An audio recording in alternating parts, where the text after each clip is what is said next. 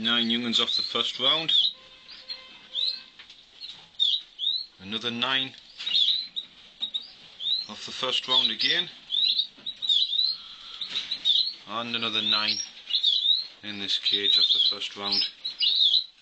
3 parts dark Corona hen with 3 Corona young'uns in the nest there. She's feeding them young'uns after the second round there for her. These are spare cocks which I've either bred off or the pairs are not paired up no more.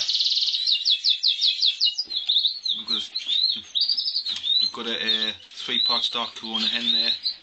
She's also got 3 young'uns inside the nest, second round. We've got 4 spare hens at the top. Sorry, 6 spare hens at the top, which I've either bred off or they're no good for breeding. I've got another 3 parts dark Corona hen with young'uns in the nest there. She's feeding them nicely. We've got another pair up the top, blue consort hen, the buff Corona cock. There's 4 young'uns in the nest there.